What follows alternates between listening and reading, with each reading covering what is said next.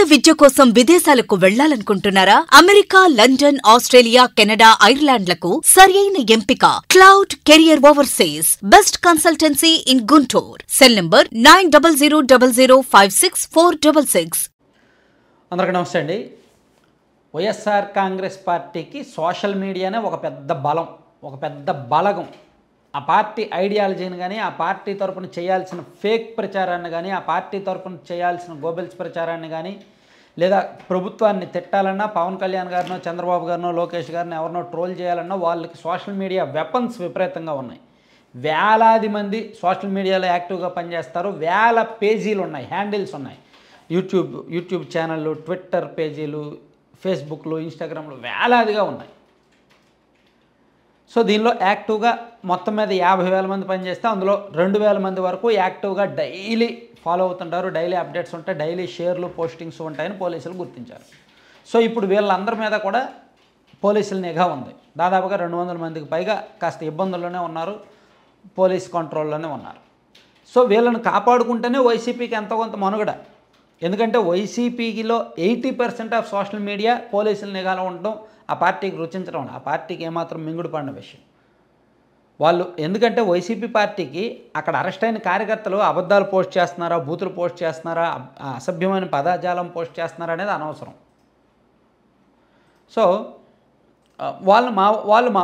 వాళ్ళని కాపాడుకోవాలి అనేది మాత్రమే వాళ్ళకి తెలుసు. వాళ్ళు అంత నీచమైన పని చేసినా ఎంకరేజ్ చేస్తున్నారు తప్పట్లా. ఎందుకంటే వాళ్ళు నమ్ముకున్నది, వాళ్ళు రాజకీయం చేసేది దాని మీదనే కాబట్టి.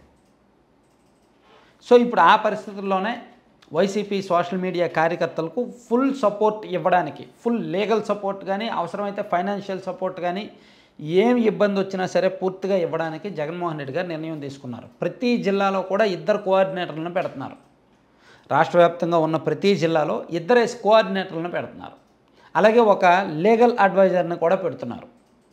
ఆ జిల్లాలో ఎంతమంది సోషల్ మీడియా కార్యకర్తలు ఉన్నారు, వాళ్ళ ప్రస్తుత పరిస్థితి ఏంటి, వాళ్ళకి ఏమైనా కేసు నమోదైతే దాన్ని లీగల్గా ఎలా ఫేస్ చేయాలి, ఈ అంశాలన్నీ కూడా చర్చించడానికి ప్రతి జిల్లాలో 2 సమన్వయకర్తలు, ఈ సోషల్ మీడియా కన్వీనర్లకు సంబంధించిన సమన్వయకర్తలు ప్రతి జిల్లాలో కూడా ఈ లీగల్ టీమ్ మెంబర్స్ని పెడుతున్నారు. అంటే మొత్తానికి టీం అయితే ఎక్స్పెండ్ చేస్తున్నారు. దాంతోపాటు బడ్జెట్ కూడా పెంచారు. ఎన్నికలు అయిపోయిన తర్వాత వైసీపీ సోషల్ మీడియా బడ్జెట్ చాలా వరకు తగ్గించారు.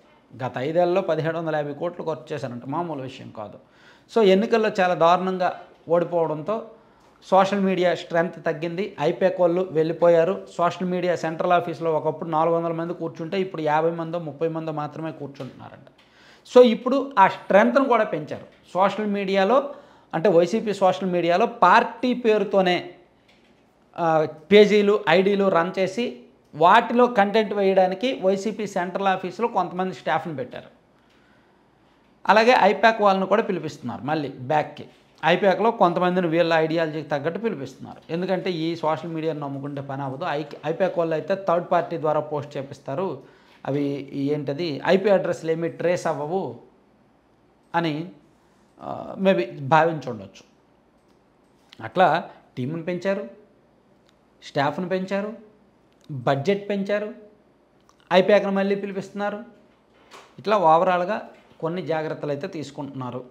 కానీ ఎన్ని జాగ్రత్తలు తీసుకున్నా ఒకసారి ప్రజల్లోకి నెగిటివ్గా వెళ్ళిన తర్వాత, ఒకసారి వాళ్ళు పోస్ట్ చేసిన బూతులు ప్రజలు చదివిన తర్వాత ఏ ఒక్కరూ కూడా హర్షించరు. వాళ్ళని ఎంకరేజ్ చేయడం, వాళ్ళని ప్రోత్సహించడం ఏమాత్రం హర్షించరు. అది కరెక్ట్ విధానం కూడా కాదు. అందుకే వైసీపీ ఈ సోషల్ మీడియా కేసుల్లో ఎంత సైలెంట్గా ఉంటే అంత మంచిది. లేకపోతే మాత్రం ఇబ్బంది పడేది ఆ పార్టీనే. Thank you.